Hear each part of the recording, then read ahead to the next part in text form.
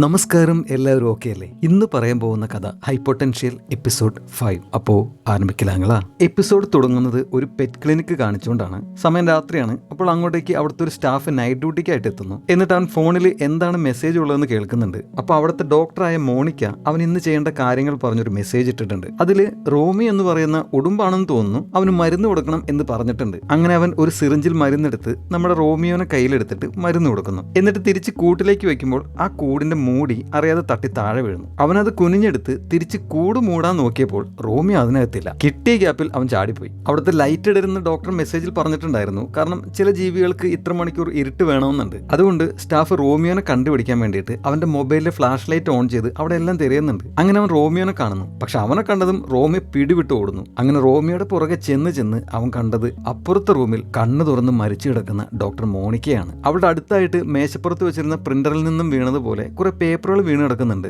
അതിൽ മർഡർ എന്ന് പ്രിന്റ് ചെയ്തിട്ടുണ്ടായിരുന്നു. അപ്പോൾ ഈ എപ്പിസോഡിൽ തെളിയിക്കാൻ പോകുന്ന കൊലപാതകം ഡോക്ടർ മോണിക്കയുടെ ആണ്. അവിടുന്ന് കാണിക്കുന്നത് മോർഗനെയാണ്. അവൾ രാവിലെ കുട്ടികൾക്ക് ബ്രേക്ക്ഫാസ്റ്റ് ഉണ്ടാക്കി കൊടുക്കുകയാണ്. അപ്പോൾ ലുഡോ അങ്ങോട്ട് വരുന്നു. അവനാണല്ലോ ചൈൽഡ് കെയർ ചെയ്യുന്നത്. അപ്പോൾ ഏവ അങ്ങോട്ട് വന്ന് ഫ്രിഡ്ജ് തുറന്ന് ജ്യൂസ് എടുത്ത് കുടിക്കുന്നു. മോർഗൻ അവളോട് ഗുഡ് മോർണിംഗ് പറഞ്ഞിട്ട് പെട്ടെന്ന് എന്തോ ശ്രദ്ധിച്ച പോലെ നീ എന്താ വിഴുങ്ങിയതെന്ന് ചോദിച്ചപ്പോൾ ഓറഞ്ച് ജ്യൂസ് ആണെന്ന് ഏവ പറയുന്നു. അപ്പോൾ ജ്യൂസിന്റെ ഒപ്പം നീ എന്താ വിഴുങ്ങിയതെന്ന് ചോദിച്ചപ്പോൾ ഒന്നുമില്ല, ചിലപ്പോൾ വായു ആയിരിക്കും എന്നവൾ തമാശ പറയുന്നു. പക്ഷെ മോർഗൻ എന്തോ സംശയമുണ്ട്. ഏവ എന്തോ വിഴുങ്ങിയ പോലെ അവൾക്ക് തോന്നിയിരുന്നു. അപ്പോൾ എലിയറ്റ് ലുഡോയോട് ഡാഡി ഇപ്പോൾ ഡ്രൈവിംഗ് പഠിപ്പിക്കുന്നത് നിർത്തിയെന്ന് ചോദിച്ചപ്പോൾ ഇല്ല, ഞാൻ സ്റ്റുഡൻസിന് സമയം മാറ്റി കൊടുത്തിരിക്കുകയാണ്, എനിക്കിപ്പോൾ 2 ജോലി ഇല്ലേ എന്നവൻ ചിരിച്ചുകൊണ്ട് പറയുന്നു. ഒന്നിവിടെ ചൈൽഡ് കെയർ, അതിന് LAPD അവന് പൈസ കൊടുക്കും, 2 അവന്റെ ഡ്രൈവിംഗ് സ്കൂൾ ജോലി. അപ്പോൾ മോർഗന് ഡോക്ടർ മോണിക്കയുടെ കൊലപാതകത്തിന്റെ മെസ്സേജ് വരുന്നു. അങ്ങനെ അവരോട് ബൈ പറഞ്ഞ് ഡോക്ടറുടെ കൊലപാതകം തെളിയിക്കാനായിട്ട് പോവുകയാണ്. പിന്നീട് കാരഡക്കും മോർഗനും ആ ക്ലിനിക്കിലേക്ക് എത്തുന്നു. ഡാഫ്നി മോസ് അവിടെയുണ്ട്. ഡീറ്റെയിൽസ് പറയാൻ കാരഡക്ക് പറഞ്ഞപ്പോൾ ഡാഫ്നി മരിച്ച ആളുടെ പേര് മോണിക്ക ഡേവിസ്, 28 വയസ്സ്, വെറ്ററിനറി ഡോക്ടറാണ്, എക്സോട്ടിക് അനിമൽസിലാണ് സ്പെഷ്യലൈസ് ചെയ്തിരിക്കുന്നത്. മെഡിക്കൽ എക്സാമിനേഷന്റെ ആളുകൾ പറയുന്നത്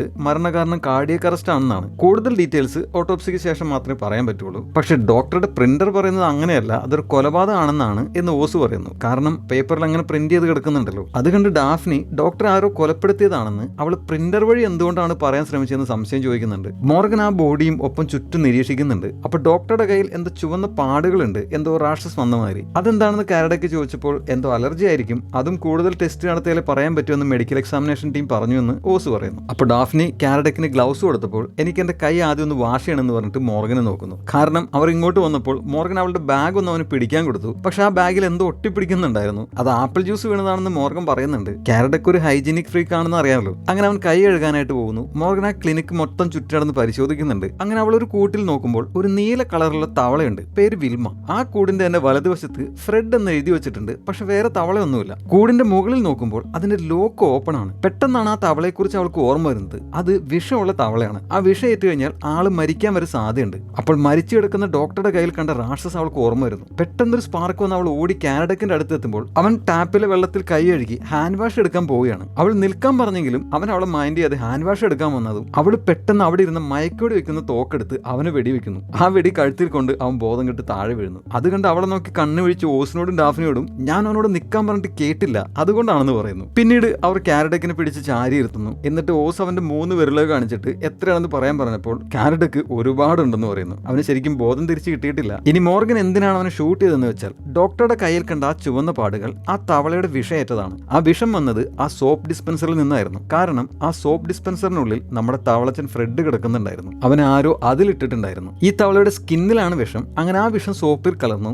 ഡോക്ടർ ആ സോപ്പ് ഉപയോഗിച്ച് കൈ കഴുകിയിട്ട് വന്നപ്പോഴാണ് ഡോക്ടറിന് വിഷയേറ്റത്. വിഷയേറ്റ് കഴിഞ്ഞപ്പോൾ ആദ്യം ഡോക്ടർ പാരലൈസ്ഡ് ആയി. അങ്ങനെ ശരീരം അനക്കാനാവാതെ കിടന്നപ്പോൾ ഡോക്ടർ പറഞ്ഞ കാര്യമാണ് പ്രിന്റ് ആയി വന്നത്. കാരണം ആ പ്രിന്റർ വോയിസ് കൺട്രോൾഡ് ആണ്. അങ്ങനെ പറഞ്ഞിട്ട് മോർഗൻ പ്രിന്റർ കാരഡക്കിന്റെ ജീവൻ മോർഗൻ രക്ഷിച്ചു എന്ന് പ്രിന്റ് ചെയ്യാൻ പറയുന്നു. അപ്പോൾ ആ പ്രിന്റർ ആക്ടിവേറ്റ് ആവുന്നു. പക്ഷെ അതിൽ പേപ്പർ ഉണ്ടായിരുന്നില്ല. ഇന്നലെ ഡോക്ടർ പറഞ്ഞത് പ്രിന്റ് ചെയ്ത് പേപ്പർ മുഴുവൻ തീർന്നു പോയിരുന്നു. ആ പ്രിന്ററിൽ വോയിസ് ആക്ടിവേറ്റഡ് ആണെന്നുള്ള സ്റ്റിക്കറും കാണാം. അപ്പോൾ ചീഫ് ഓസിന് ഫോൺ വിളിച്ച് കാരഡക്കിന് എങ്ങനെയുണ്ടെന്ന് ചോദിക്കുന്നു. അവൻ ഓക്കെ ആണെന്ന് അവർ പറയുന്നുണ്ട്. അപ്പോൾ ചീഫ് അങ്ങനെയാണെങ്കിൽ അവിടുത്തെ കാര്യങ്ങൾ നീയും ഡാഫ്നിയും നോക്ക്, എന്നിട്ട് കാരഡക്കിനോടും മോർഗനോടും ഒരു സ്ഥലത്തുള്ള സലൂണിലേക്ക് ചെല്ലാൻ പറയുന്നു. കാരണം അവിടെയുള്ള ഡോക്ടറുടെ ഒരു ഫ്രണ്ട് ഡോക്ടർ മിസ്സിംഗ് ആണെന്ന് ഇന്നലെ രാത്രി റിപ്പോർട്ട് ചെയ്തിട്ടുണ്ട്. അവളുടെ പേര് ബെതനി. അവളെ കാണാൻ വേണ്ടിയിട്ടാണ് അങ്ങോട്ട് ചെല്ലാൻ ചീഫ് പറയുന്നത്. അപ്പൊ കാരഡക്കിന് അപ്പോഴും ശരിക്കും ബോധം വീണിട്ടില്ല. അതുകൊണ്ട് ഞാൻ ഡ്രൈവ് ചെയ്യാന്ന് പറഞ്ഞ് മോർഗൻ അവനെയും കൊണ്ട് ചീഫ് അയച്ചു കൊടുത്ത ബെതനിയുടെ സലൂണിന്റെ അഡ്രസ്സിലേക്ക് പോകുന്നു. പോകുന്ന വഴിക്ക് അവൻ അപ്പോഴും പകുതിക്ക് ഇറങ്ങിയിരിക്കുകയാണ്. അപ്പൊ മോർഗൻ നിന്നെ ഒരു പെണ്ണ് വിളിച്ചിരുന്നു, ശനിയാഴ്ച 1 മണിക്ക് ഡേറ്റിങ്ങിന് ടൈം ഫിക്സ് ചെയ്തു എന്ന് പറയുന്നു. അപ്പോൾ നീ എന്തിനാ എന്റെ ഫോൺ അറ്റൻഡ് ചെയ്തതെന്ന് ചോദിച്ചപ്പോൾ അത് കാറിലെ ബ്ലൂടൂത്തുമായിട്ട് കണക്റ്റഡ് ആയിരുന്നു, നിന്നെ എഴുന്നേൽപ്പിക്കേണ്ട എന്ന് വിചാരിച്ച് എടുത്തതാണ് എന്ന് മോർഗൻ പറയുന്നു. അപ്പോൾ കാരഡക്ക് അവന്റെ അവന്റെ ജീവൻ രക്ഷിച്ചതിന് മോർഗനോട് താങ്ക് യു പറയുന്നുണ്ട്. അങ്ങനെ അവർ ആ അഡ്രസ്സിലേക്ക് എത്തുന്നു. കാരഡക്കിന് അപ്പോഴും നേരെ നടക്കാൻ പറ്റുന്നില്ല. മോർഗൻ ചെറുതായിട്ടൊന്ന് താങ്ങി പിടിച്ചിട്ടുണ്ട്. ആ സലോണിന്റെ മുമ്പിൽ എത്തിയപ്പോൾ അവിടെ ഉണ്ടായിരുന്ന ഭംഗിയുള്ള പൂക്കളിൽ തേനീച്ച വന്നിരിക്കുന്നത് കണ്ട അവൻ ഹായ് അടിപൊളി തേനീച്ച എന്നൊക്കെ പറയുന്നുണ്ട്. അവൻ ഇപ്പോഴും കിറങ്ങിയിരിക്കുകയാണ്.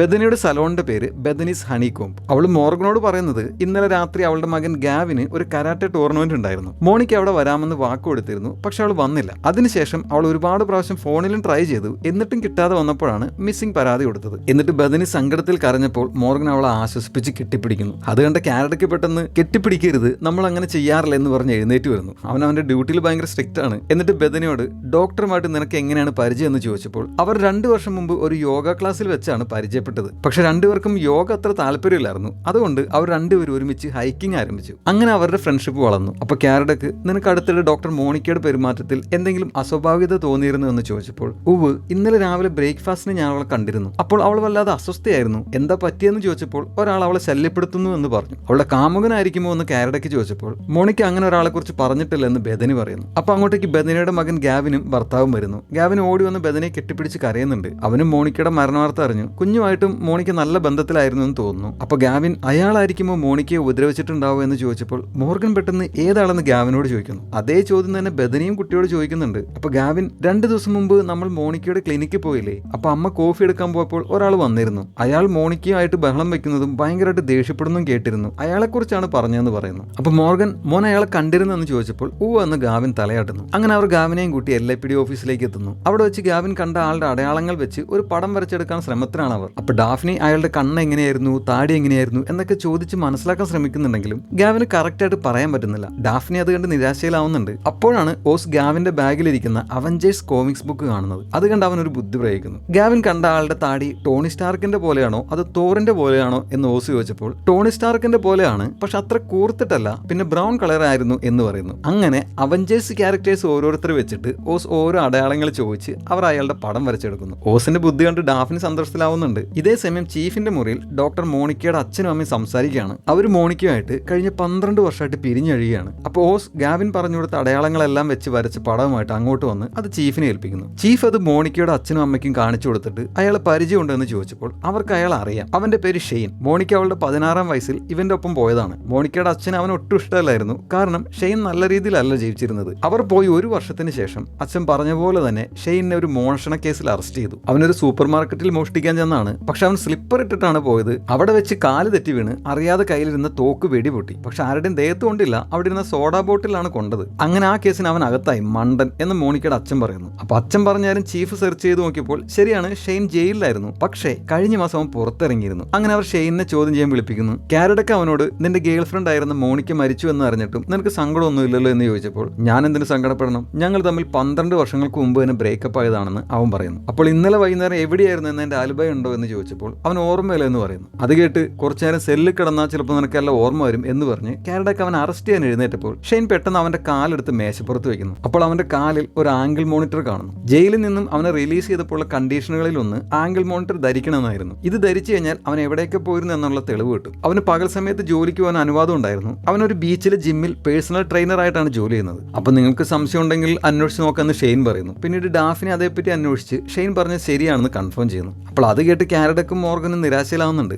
അതിനുശേഷം മോർഗൻ ചീഫിന്റെ അടുത്ത് എന്നിട്ട് എപ്പോഴെങ്കിലും മക്കളുടെ പേഴ്സണൽ കാര്യങ്ങൾ തെരഞ്ഞു നോക്കിയിട്ടുണ്ടോ എന്ന് ചോദിച്ചപ്പോൾ ചീഫ് ഇല്ല എന്ന് പറഞ്ഞിട്ട് ഇനി അങ്ങനെ നോക്കിയാൽ തന്നെ അത് അന്വേഷണമല്ല, അത് മാതാപിതാക്കളുടെ റെസ്പോൺസിബിലിറ്റി ആണെന്ന് ചീഫ് പറയുന്നു. അത് കേട്ട് മോർഗൻ സന്തോഷമാകുന്നു. കാരണം എന്താണെന്ന് വെച്ചാൽ ഏവ രാവിലെ ജ്യൂസ് കുടിച്ചപ്പോൾ എന്തോ വിഴുങ്ങി എന്ന് അവൾക്ക് സംശയം തോന്നിയില്ലേ, അതെന്താണെന്ന് അവൾക്ക് അറിയണം, അതിനാണ്. അങ്ങനെ അവൾ നേരെ വീട്ടിലെത്തുന്നു. ലുഡോ അവിടെയുണ്ട്. അപ്പോൾ മോർഗൻ ഏവിയുടെ മുറി പരിശോധിക്കാൻ പോവുകയാണ് എന്നറിഞ്ഞ് ലുഡോ അവളെ തടയുന്നു. ഒരാളുടെ പേഴ്സണൽ കാര്യങ്ങളിൽ അവരറിയാതെ കൈകടത്തിയാൽ അത് വിശ്വാസവഞ്ചനാണ്, പിന്നെ നിങ്ങൾ തമ്മിൽ പ്രശ്നത്തിലാവും എന്ന് പറഞ്ഞു. അപ്പൊ മോർഗൻ ചീഫ് പറഞ്ഞ അതേ ഡയലോഗ് അവനോട് പറയുന്നു. ഒരമ്മ ചെയ്താൽ അതിലൊരു തെറ്റും ഇല്ല എന്ന്. പക്ഷെ ലുഡോ വീണ്ടും എന്തൊക്കെയോ പറഞ്ഞ് മോർഗനെ പിന്തിരിക്കാൻ ശ്രമിച്ചെങ്കിലും അവൾ അതൊന്നും മൈൻഡ് ചെയ്യാതെ ഏവിയുടെ മുറിയിൽ പോയി പരിശോധിച്ച് തലയണയുടെ അടിയിൽ നിന്നും ഒരു സ്ട്രിപ്പ് ഗുളിക കണ്ടുപിടിക്കുന്നു. അത് ബെർത്ത് കൺട്രോളിനുള്ള ഗുളികയായിരുന്നു. അത് കണ്ടപ്പോൾ മോർഗനിലൂടെയും ഒരേപോലെ ടെൻഷനാവുന്നു. അപ്പോൾ മോർഗൻ ഏവയ്ക്ക് ഇപ്പോൾ ഒരു ബോയ് ഫ്രണ്ട് ഉണ്ട്, അതുകൊണ്ട് ഇതേപ്പറ്റി അവളോട് ചോദിക്കണമെന്ന് പറഞ്ഞ മോർഗനെ ലുഡോ വീണ്ടും തടഞ്ഞിട്ട് നമുക്കിത് വേറെ രീതിയിൽ കൈകാര്യം ചെയ്യാം, അവൾ തന്നെ നിന്നോട് പറയട്ടെ എന്നൊക്കെ പറഞ്ഞുകൊണ്ടിരിക്കുമ്പോൾ പെട്ടെന്ന് നിങ്ങൾ രണ്ടുപേരും ഇവിടെ എന്തെടുക്കുക എന്ന് ചോദിച്ച് ഏവ ആ മുറിയിലേക്ക് വരുന്നു. അവർ പെട്ടെന്ന് 2 സെക്കൻഡ് സൈലന്റ് ആയതിനു ശേഷം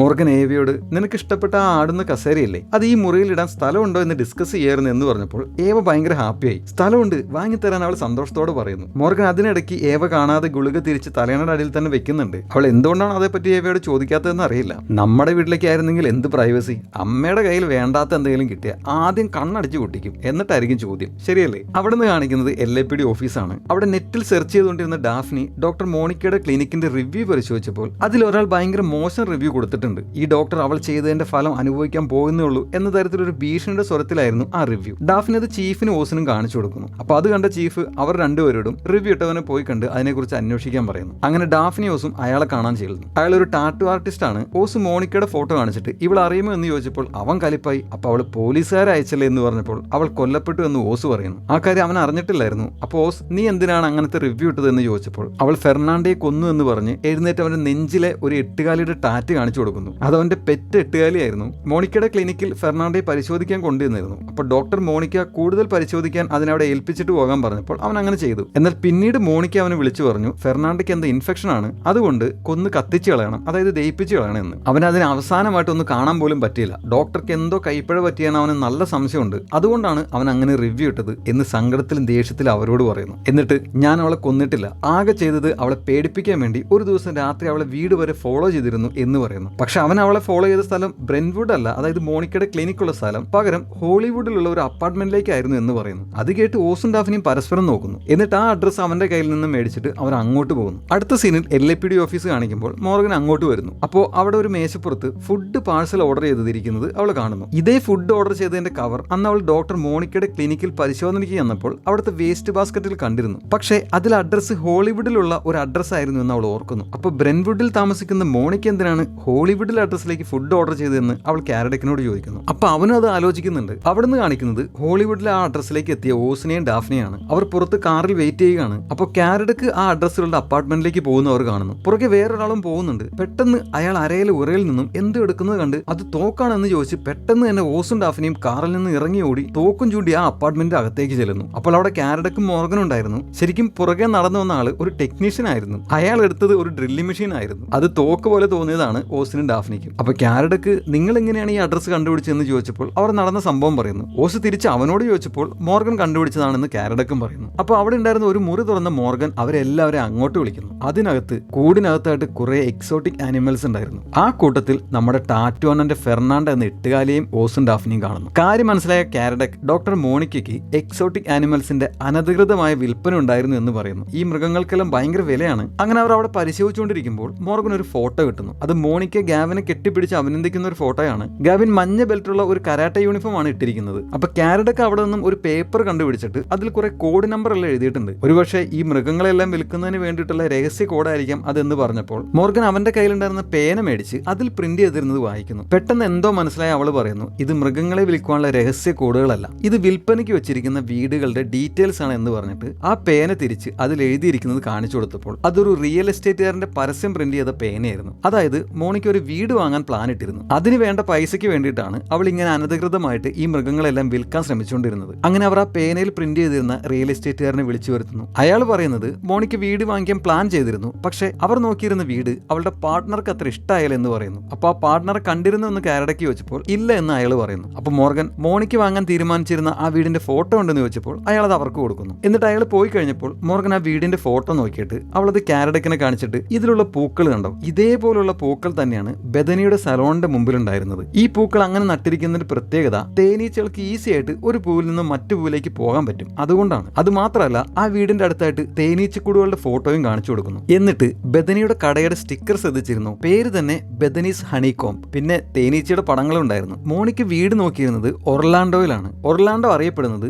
ബി ക്യാപിറ്റൽ ഓഫ് കാലിഫോർണിയ എന്നാണ്. അതായത് മോണിക്ക് വീട് വാങ്ങാൻ ഉദ്ദേശിച്ചിരുന്നത് അവളുടെ പാർട്ട്ണറായ ബെഥനിക്ക് വേണ്ടിയിട്ടായിരുന്നു. അങ്ങനെ അവർ ബെഥനിയെ കാണാൻ വീണ്ടും അവളുടെ സലോണിലേക്ക് എത്തുന്നു. എന്നിട്ട് നീ എന്തിനാണ് ഞങ്ങളോട് കള്ളം പറഞ്ഞതെന്ന് മോർഗൻ അവളോട് ചോദിച്ചപ്പോൾ ബെഥനി സത്യം തുറന്നു പറയുന്നു. ബെഥനി അവളുടെ ഭർത്താവായ നേതനെ വിട്ടിട്ട് മകൻ ഗാവിനെയും കൂട്ടി മോണിക്കയോടൊപ്പം പോകാനായിരുന്നു പ്ലാൻ ചെയ്തിരുന്നത്. മോണിക്ക അവർക്ക് 3 പേർക്കും കൂടി താമസിക്കാനായിട്ടാണ് ആ വീട് വാങ്ങാൻ ശ്രമിച്ചുകൊണ്ടിരുന്നത്. അതിനുള്ള പണം അവൾ അനധികൃതമായിട്ട് ആ എക്സോട്ടിക് ആനിമൽസിനെ വിറ്റാണ് ഉണ്ടാക്കാൻ ശ്രമിച്ചതെന്ന് അവർ പറഞ്ഞപ്പോൾ ബെഥനി ഞെട്ടുന്നു. കാരണം അവൾക്ക് ആ കാര്യം അറിയാൻ പാടില്ലായിരുന്നു. അവൾ എന്തിനാണ് അങ്ങനെയൊക്കെ ചെയ്തതെന്ന് ചോദിച്ചപ്പോൾ കാരണം അവൾ നിന്നെ അത്ര സ്നേഹിച്ചിരുന്നു, നിന്നെ സന്തോഷിപ്പിക്കാൻ വേണ്ടിയിട്ടാണ് നിനക്ക് തേനീച്ചകൾ ഇഷ്ടമാണെന്ന് അറിഞ്ഞ അവൾ അങ്ങനെ ഒരു സ്ഥലത്ത് വീട് നോക്കിയത് എന്ന് മോർഗൻ പറയുന്നു. അപ്പൊ കാരഡക്ക് നിങ്ങളുടെ ഈ ബന്ധത്തെക്കുറിച്ച് ഭർത്താവ് നേതന അറിയാമോ, അതായത് മകൻ ഗാവിനെ നീ അവന്റെ അടുത്ത് നിന്നും കൊണ്ടുപോവുകയാണ് എന്ന കാര്യം എന്ന് ചോദിച്ചപ്പോൾ മോണിക്ക് അവൾക്ക് അയച്ച 1-2 മെസ്സേജുകൾ വീഡിയോകൾ അവൻ കണ്ടിരുന്നു എന്ന് ബെഥനി പറയുന്നു. അപ്പൊ അത് കേട്ട് തലയാട്ടിയ കാരഡക്കനെ കണ്ട് ടെൻഷനായ ബെഥനി അവനാണ് മോണിക്കയെ കൊന്നതെന്നാണോ നിങ്ങൾ പറയുന്നതെന്ന് ചോദിക്കുന്നു. കാരണം മകനെ ബെഥനി മോണിക്കയോടൊപ്പം കൊണ്ടുപോവുകയാണെങ്കിൽ ആ സങ്കടത്തിലും ദേഷ്യത്തിലും ഒരുപക്ഷെ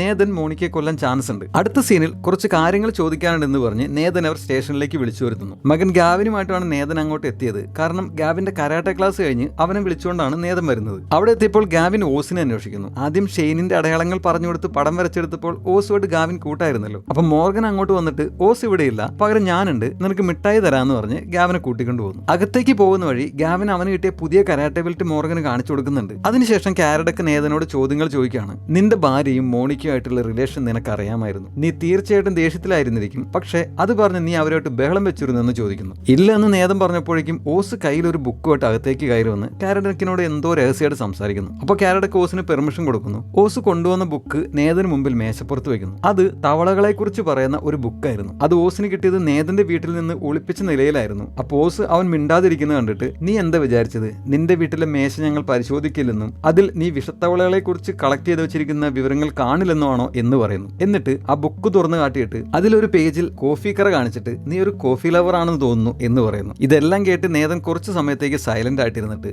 അവസാനം അവനാണ് മോണിക്കയെ കൊന്നതെന്ന് അവൻ സമ്മതിക്കുന്നു. അങ്ങനെ എല്ലാവരും ഹാപ്പിയാണ് ഒരു കൊലപാതക കേസ് കൂടി തെളിഞ്ഞതിന്റെ പേരിൽ. പക്ഷേ മോർഗൻ മാത്രം അത്ര ഹാപ്പിയല്ല. നേതന്റെ കൺഫെഷനിൽ എന്തോ ഒരു കുഴപ്പമുണ്ടെന്ന് അവൾക്ക് തോന്നുന്നു. അവളത് കാരഡക്കിനോട് പറഞ്ഞപ്പോൾ എന്തായാലും നമുക്കിനി തിങ്കളാഴ്ച നോക്കാം എന്ന് പറഞ്ഞ് അവർ ഡ്യൂട്ടി കഴിഞ്ഞ് പുറത്തേക്ക് ഇറങ്ങുന്നു. പക്ഷെ മോർഗൻ പറയുന്നത് അങ്ങനെ പാതി വഴിയിൽ വിട്ടിട്ട് പോയാൽ എനിക്ക് എന്റെ വീക്കെൻഡ് എൻജോയ് ചെയ്യാൻ പറ്റില്ല എന്നാണ്. അവൾക്ക് അങ്ങനെ ഒരു കുഴപ്പമുണ്ടല്ലോ, ഒരു കാര്യം തലയെ കയറി കഴിഞ്ഞാൽ അത് കംപ്ലീറ്റ് ചെയ്യുന്നവരെ അവൾക്ക് ഉറക്കം കിട്ടില്ല. നിനക്ക് നിന്റെ ഡേറ്റിംഗ് ഉള്ളതുകൊണ്ട് കുഴപ്പമില്ല, പക്ഷെ എനിക്കത് പറ്റില്ല എന്ന് മോർഗൻ പറഞ്ഞപ്പോൾ ഏത് ഡേറ്റിംഗ് എന്ന് കാരഡക്ക് തിരിച്ചു ചോദിക്കുന്നു. അപ്പൊ മോർഗൻ നീ അതും മറന്നുപോയോ എന്ന് പറഞ്ഞ് അവൻ ആദ്യം മയക്കുവെടി കൊണ്ട് കിറങ്ങി കാറിലിരുന്നപ്പോൾ അവന്റെ ഗേൾ ഫ്രണ്ട് വിളിച്ച കാര്യം മോർഗൻ ഓർമ്മിപ്പിക്കുന്നു. അപ്പോഴാണ് അവനത് ഓർമ്മ വരുന്നത്. കാരഡക്ക് ഒരു വർക്കഹോളിക് ആണെന്ന് അറിയാമല്ലോ, ബാക്കി എല്ലാ കാര്യം മറന്നുപോകും. അപ്പൊ മോർഗൻ നിനക്ക് സമയനിഷ്ഠതയും വൃത്തിയല്ലാതെ വേറെ എന്തെങ്കിലും ഇൻട്രസ്റ്റ് ഉണ്ടോ എന്ന് തമാശ ചോദിക്കുന്നു. എന്നിട്ട് ലിഫ്റ്റിൽ വെച്ച് അവൾ കാരഡക്കിനോട് ഒരു കാര്യം പറയുന്നു. അവർ മോണിക്കയുടെ വീട്ടിൽ പരിശോധിച്ചപ്പോൾ മോർഗൻ ഒരു ഫോട്ടോ കിട്ടിയിരുന്നില്ലേ, അതിൽ ഗാവിൻ മഞ്ഞ ബെൽറ്റ് ഇട്ട കരാട്ടെ ഡ്രസ് ആയിരുന്നു ഇട്ടിരുന്നത്. ഇന്ന് അവൻ ഇവിടെ വന്നപ്പോൾ പർപ്പിൾ ബെൽറ്റ് ആണ് കെട്ടിയിരിക്കുന്നത്. പക്ഷേ ഈ രണ്ട് ബെൽറ്റിന്റെ ഇടയിൽ ഓറഞ്ച്, പച്ച,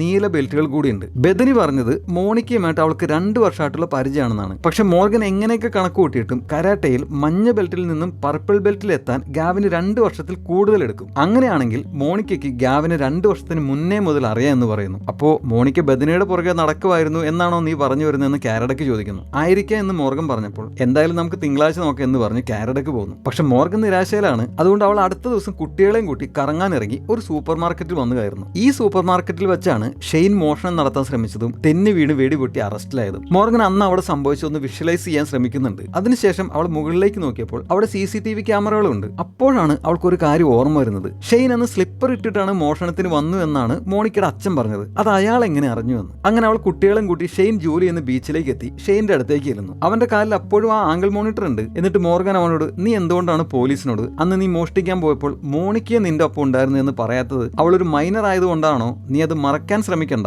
അവളുടെ അച്ഛൻ പോലീസുകാരോട് പറയാത്ത ഡീറ്റെയിൽസ് എന്നോട് പറഞ്ഞു എന്ന് പറയുന്നു. അപ്പോൾ അവൻ പുച്ഛത്തിൽ അയാൾ എന്ത് പറഞ്ഞാലും എനിക്കൊന്നുമില്ല എന്ന് പറഞ്ഞത് മോർഗൻ പെട്ടെന്ന് നീ ആദ്യം ഇതെടുത്ത് മാറ്റി എന്ന് പറഞ്ഞ് അവന്റെ ചെവിയിലുണ്ടായിരുന്ന ഇയർബഡ് എടുത്ത് മാറ്റുന്നു. അപ്പോഴാണ് അവന്റെ ചെവിയിലുള്ള ഒരു മറുക് മോർഗൻ കാണുന്നത്. അത് കണ്ട് മോർഗൻ പെട്ടെന്ന് അവനോട് അവൾ പ്രഗ്നന്റ് ആയിരുന്നല്ലേ എന്ന് ചോദിക്കുന്നു. അത് കേട്ടപ്പോൾ ഷെയ്നിന്റെ മുഖം ആകെ മാറുന്നു. അവിടെ നിന്ന് കാണിക്കുന്നത് കാരഡക്കിനെയാണ്. അവൻ അവന്റെ കാമുകിയായിട്ടുള്ള ഡേറ്റിംഗിലാണ്. അവരൊരു റെസ്റ്റോറന്റിൽ ഭക്ഷണം കഴിക്കുകയാണ്. അപ്പൊ മോർഗൻ പിള്ളേരെയും കൂട്ടി അങ്ങോട്ട് വരുന്നു. അവളെ കണ്ട ഗേൾ ഫ്രണ്ട് ഇതാരാണെന്ന് കാരഡക്കിനോട് ചോദിച്ചപ്പോൾ മോർഗൻ പെട്ടെന്ന് അവളോട് ഞാൻ അവന്റെ ഭാര്യയാണ്, ഇത് അവന്റെ പിള്ളേരും എന്ന് തമാശ പറയുന്നു. എന്നിട്ട് കാരഡക്കിനോട് അവൾ ഷെയ്നെ കണ്ട കാര്യം പറഞ്ഞിട്ട് ബെഥനിയുടെ മകൻ ഗാവിന് ദത്തെടുത്താണ് അവന്റെ യഥാർത്ഥ അച്ഛനും അമ്മയും മോണിക്കയും ഷെയ്നാണെന്ന് പറയുന്നു. അപ്പൊ അത് നിനക്ക് എങ്ങനെ മനസ്സിലായെന്ന് കാരഡക്ക് ചോദിച്ചപ്പോൾ ഷെയ്നിനും ഗാവിനും ചെവിയിൽ ഒരേപോലത്തെ മറുകുകളുണ്ട്. അത് വളരെ റെയർ ആണ്. 0.1% ആളുകൾക്ക് അങ്ങനെ ഉണ്ടാവുകയുള്ളൂ. ഇനി അങ്ങനെ ഉണ്ടാവുകയാണെങ്കിൽ തന്നെ അത് പാരമ്പര്യമായിരിക്കും. അപ്പോൾ ഗാവിന്റെ ചെവിയിൽ മറുകുകളുണ്ട്. അവന്റെ ഇപ്പോഴത്തെ അച്ഛനും അമ്മയായ ബെഥനിക്കോ നേതനോ അതില്ല. പക്ഷെ ഷെയ്നുണ്ട്. അവനോട് ആദ്യം സംസാരിച്ചപ്പോൾ അവന്റെ മുഖഭാവത്തിൽ നിന്ന് എനിക്ക് മനസ്സിലായി അന്ന് സൂപ്പർ മാർക്കറ്റിൽ മോഷണ ശ്രമം നടത്തിയപ്പോൾ മോണിക്കയും അവന്റെ കൂടെ ഉണ്ടായിരുന്നു. പക്ഷെ അവൾ ഗർഭിണിയായിരുന്നു. അതുകൊണ്ട് അവൻ അവളെ രക്ഷപ്പെടുത്തിയതാണെന്ന്. പക്ഷെ അവൾക്കന്ന് വെറും 16 വയസ്സ് മാത്രമേ പ്രായം ഉണ്ടായിരുന്നുള്ളൂ. ആ നാണക്കേട് ഉള്ളതുകൊണ്ടാണ് അവളുടെ അച്ഛൻ അവളുമായിട്ടുള്ള എല്ലാ ബന്ധവും ഉപേക്ഷിച്ചത്. ബെഥനി ഈ സത്യം മനസ്സിലാക്കിയിരുന്നു. മോണിക്കയ്ക്ക് ശരിക്കും വേണ്ടിയിരുന്നത് ബെഥനിയെ ആയിരുന്നില്ല, സ്വന്തം മകനായ ഗാവിനെ ആയിരുന്നു എന്ന് മോർഗൻ പറയുന്നു. അവിടുന്ന് കാണിക്കുന്നത് LAPD ഓഫീസാണ്. അപ്പൊ ബെഥനി ഗാവിനുമായിട്ട് അങ്ങോട്ട് വരുന്നു. അവർ അവളെ അങ്ങോട്ട് വിളിച്ചു വരുത്തിയതായിരുന്നു. ഗാവിനെ ഓസിനെ ഏൽപ്പിച്ച് കാരഡക്ക് മോർഗനും ബെഥനിയോട് സംസാരിക്കുന്നു. മോണിക്ക ശരിക്കും നിന്നെയല്ല സ്നേഹിച്ചിരുന്നത് എന്നറിഞ്ഞപ്പോൾ എന്തായിരുന്നു നിന്റെ റിയാക്ഷൻ എന്ന് ചോദിക്കുന്നു. മോണിക്കയുടെ അച്ഛനും അമ്മയും അവളുടെ കുഞ്ഞിനെ ഉപേക്ഷിക്കാൻ 12 വർഷം മുമ്പ് അവൾ നിർബന്ധിച്ചു. വെച്ചു. അങ്ങനെയാണ് അവൾക്ക് ഗ്യാവിനെ ഉപേക്ഷിക്കേണ്ടി വന്നത്. മോണിക്ക ശരിക്കും നിന്നെ യോഗ ക്ലാസ്സിൽ വെച്ച് പരിചയപ്പെട്ടത് അപ്രതീക്ഷിതമായിട്ടല്ല, അവൾ അത് മനഃപൂർവ്വം ചെയ്തതാണ്, ഗ്യാവിനുമായിട്ട് അടുക്കാൻ വേണ്ടിയിട്ട് എന്ന് പറഞ്ഞിട്ട് നിന്റെ ഭർത്താവ് നേതൻ നീ അവനെ ഉപേക്ഷിക്കാൻ പോകുകയാണെന്ന് അറിഞ്ഞിട്ടും അവൻ ചെയ്യാത്ത കുറ്റാണ് ഏറ്റെടുത്തിരിക്കുന്നത്. അത് അറിഞ്ഞുകൊണ്ട് നിനക്ക് ജീവിതകാലം മുഴുവൻ സമാധാനമായിട്ട് ജീവിക്കാൻ പറ്റുമോ എന്ന് ചോദിച്ചപ്പോൾ ബെഥനി സത്യം പറയുന്നു. അന്ന് ഷെയ്ൻ മോണിക്കയോട് ഒച്ച വെച്ചു എന്ന് ഗാവിൻ പറഞ്ഞ സമയത്ത് മോണിക്ക ശരിക്കും അവിടെ തന്നെ ഉണ്ടായിരുന്നു, കോഫി വാങ്ങിക്കാൻ പോയതല്ലായിരുന്നു. പക്ഷെ ഷെയ്ൻ ഒച്ച വെച്ചത് ഗാവിൻ കേട്ടു എന്ന് ബെഥനിക്ക് അറിയില്ലായിരുന്നു. ഷെയ്ൻ മോണിക്കയോട് ഒച്ച വെച്ചത് അവരുടെ കുഞ്ഞിന് ദത്ത് കൊടുത്ത കാര്യം പറഞ്ഞിട്ടായിരുന്നു. അന്നാണ് ബെഥനി ആ സത്യം തിരിച്ചറിയുന്നത്. മോണിക്ക സ്നേഹിച്ചിരുന്നത് അവളെ ആയിരുന്നില്ല എന്നും മോണിക്കയ്ക്ക് വേണ്ടിയിരുന്നത് ബെഥനി പൊന്നുപോലെ നോക്കുന്ന ഗാവിനെ ആയിരുന്നു എന്നും. അപ്പോഴേക്കും മോണിക്ക ഗാവിനുമായിട്ട് ശരിക്കും അടുത്തിരുന്നു. ഗാവിനും മോണിക്കയെ ഇഷ്ടമായിരുന്നു. അവനും അവളെ പോലെ തന്നെ ഒരു മൃഗഡോക്ടർ ആവണമെന്നാണ് പറഞ്ഞിരുന്നത്. ഇതെല്ലാം ബെഥനിയെ വല്ലാതെ ടെൻഷനിലാക്കി. അങ്ങനെ ബെഥനിയാണ് മോണിക്കയെ കൊന്നത്. അപ്പൊ കാരഡക്ക് നേതനെ റിലീസ് ചെയ്യാൻ ഡാഫ്നിയോട് പറയുന്നു. ഓസിനെ കാണിക്കുമ്പോൾ അവൻ ഗാവിനുമായിട്ട് ഗെയിം കളിച്ചുകൊണ്ടിരിക്കുകയാണ്. അപ്പോൾ മോണിക്കയുടെ അമ്മ അങ്ങോട്ട് വരുന്നു. എന്നിട്ട് അതുവഴി പോയപ്പോൾ കയറിയതാണ്, അപ്പൊ മോണിക്കയുടെ സാധനങ്ങളെല്ലാം കൊണ്ടുപോകാൻ വന്നാണ് എന്ന് ഓസിനോട് പറയുന്നു. അപ്പോൾ ഓസ് ഗാവിന് കുറച്ച് പൈസ കൊടുത്തിട്ട് പുറത്തുള്ള മെഷീനിൽ നിന്ന് മിഠായി എടുത്തോളം പറഞ്ഞ് അവനെ പുറത്തേക്ക് വിട്ട് മോണിക്കയുടെ അമ്മയോട് ഞാൻ അതെല്ലാം എടുത്തു തരാൻ ആരോടെങ്കിലും പറയാം, അവിടെ ഇരിക്കാൻ പറഞ്ഞിട്ട് അകത്തേക്ക് ചെന്നപ്പോൾ ഡാഫ്നി അങ്ങോട്ട് വരുന്നു. അവൾ ഓസിനോട് ബെഥനി കൺഫസ് ചെയ്തു മോണിക്കയാണ് ഗാവിന്റെ യഥാർത്ഥ അമ്മയെന്ന് അവൾക്ക് മനസ്സിലായി. മോണിക്ക അവളിൽ നിന്നും ഗാവിനെ തട്ടിയെടുക്കാൻ ശ്രമിക്കുകയാണ് എന്ന് മനസ്സിലായപ്പോൾ ബെഥനി അവളെ കൊലയതാണ് എന്ന് പറഞ്ഞ് തിരിഞ്ഞു നോക്കിയപ്പോൾ മോണിക്കയുടെ അമ്മ അവിടെ നിൽക്കുന്നു. ഡാഫ്നി പറഞ്ഞതെല്ലാം അമ്മ കേട്ടു. അപ്പൊ അമ്മ പെട്ടെന്ന് സോറി പറഞ്ഞിട്ട് ഞാൻ നാളെ വരെ എന്ന് പറയാൻ വേണ്ടി വന്നാണ് എന്ന് പറഞ്ഞിട്ട് കരഞ്ഞുകൊണ്ട് അവിടെ നിന്ന് ഇറങ്ങിപ്പോകുന്നു. അപ്പോൾ ഡാഫ്നി ഓസിനോട് നേതനെ സെല്ലിൽ നിന്നും കൊണ്ടുവരാമോ എന്ന് ചോദിക്കുന്നു. അങ്ങനെ ഓസ് നേതനെയും കൊണ്ട് വരുന്ന വഴി ലിഫ്റ്റിൽ വെച്ച് നീ എന്തിനാണ് ചെയ്യാത്ത കുറ്റം ഏറ്റെടുത്ത് എന്ന് ചോദിച്ചപ്പോൾ ഞാൻ അമ്മയില്ലാതെയാണ് വളർന്നത്, ആ അവസ്ഥ ഗാവിന് വരാതിരിക്കാൻ വേണ്ടിയാണ് അങ്ങനെ ചെയ്തതെന്ന് നേതം പറയുന്നു. അപ്പോൾ ഓസ് ഞാനാണെങ്കിൽ എന്റെ അച്ഛനില്ലാത്ത സങ്കടത്തിലാണ് വളർന്നത് എന്ന് പറയുന്നു. അത് കേട്ട് നേതം പതുക്കെ തലവെൽക്കുന്നു. അവൻ ഓസ് ഉദ്ദേശം എന്താണെന്ന് മനസ്സിലായി. അങ്ങനെ ബെഥനെ അറസ്റ്റ് ചെയ്തുകൊണ്ട് പോകുന്നു. അപ്പോൾ മോർഗൻ കാരഡക്കിനോട് ഈ കേസ് നമ്മൾ ജയിച്ച പോലെ തോന്നുന്നില്ല എന്ന് പറയുന്നു. കാരഡക്കും അത് സമ്മതിച്ച് ചിലപ്പോഴൊക്കെ അങ്ങനെയാണെന്ന് പറഞ്ഞിട്ട് പോകുന്നു. അപ്പോൾ ഗാവിനെ കാണിക്കുമ്പോൾ ഓസ് കൊടുത്ത് പൈസ ഇട്ട് അവൻ മെഷീനിൽ നിന്നും മിഠായി എടുക്കാൻ ശ്രമിച്ചപ്പോൾ കിട്ടാതെ വന്നത് കണ്ട മോണിക്കയുടെ അമ്മ അവന് വേറൊരു നോട്ട് കൊടുത്തിട്ട് ഇത് വെച്ച് ട്രൈ ചെയ്യാൻ പറയുന്നു. അങ്ങനെ അത് വെച്ച് അവന് മിഠായി കിട്ടുന്നു. ഏത് മിഠായിയാണ് എടുത്തതെന്ന് അമ്മ ചോദിച്ചപ്പോൾ സവർ കാൻഡി ആണെന്ന് ഗാവിൻ പറയുന്നു. അപ്പോൾ അമ്മ എന്റെ മകൾക്ക് ഇതേ മിഠായി തന്നെയായിരുന്നു ഇഷ്ടം എന്ന് പറയുന്നു. അതായത് ഗാവിന്റെ സ്വന്തം അമ്മയായ മോണിക്കയ്ക്ക്. അപ്പൊ നേതൻ അങ്ങോട്ട് വരുന്നു. അവൻ ഗാവിനെ വിളിച്ചപ്പോൾ ഗാവിൻ ഓടിച്ചെന്ന് അച്ഛനെ കെട്ടിപ്പിടിക്കുന്നു. അങ്ങനെ നേതൻ ഗാവിനെയും കൊണ്ട് അവിടെ നിന്നും പോകുന്നു. മോർഗൻ അതെല്ലാം കണ്ടുകൊണ്ട് അവിടെ നിൽക്കുന്നുണ്ടായിരുന്നു. അങ്ങനെ പിറ്റേ ദിവസം ഡാഫ്നി ഓസും നമ്മുടെ ടാറ്റു മച്ചാന്റെ അടുത്തെത്തി അവന്റെ പെറ്റ് എട്ടുകാലി ഫെർണാണ്ടയെ കൊടുക്കുന്നു. മച്ചാൻ ഭയങ്കര ഹാപ്പി. മോർഗനെ കാണിക്കുമ്പോൾ അവൾ ഏവയുടെ അടുത്തെത്തി അവളുടെ മുറി പരിശോധിച്ച് ആ ബർത്ത് കൺട്രോൾ ടാബ്ലറ്റ് കണ്ടുപിടിച്ച കാര്യം പറഞ്ഞ് സോറി പറയുന്നു. അതായത് സ്വന്തം മോളുടെ മുറി ഒന്ന് പരിശോധിച്ചതിന് അമ്മ മോളോട് സോറി പറയുന്നു. എന്തായാലും പക്ഷെ ഏവ ശരിക്കും ആ ടാബ്ലറ്റ് ഉപയോഗിച്ചത് അവളുടെ സ്കിന്നിലുള്ള വൈറ്റ് ഹെഡ് മാറാൻ വേണ്ടിയിട്ടായിരുന്നു. അതറിഞ്ഞ മോർഗൻ വല്ലാതെ ആശ്വാസത്തിലാകുന്നുണ്ട്. അങ്ങനെ അവൾ ആശ്വാസത്തിൽ മകളുടെ മുറിയിൽ നിന്നും പുറത്തേക്ക് പോകുന്നത് കാണിച്ചുകൊണ്ട് ഈ എപ്പിസോഡ് അവസാനിക്കുന്നു. The end.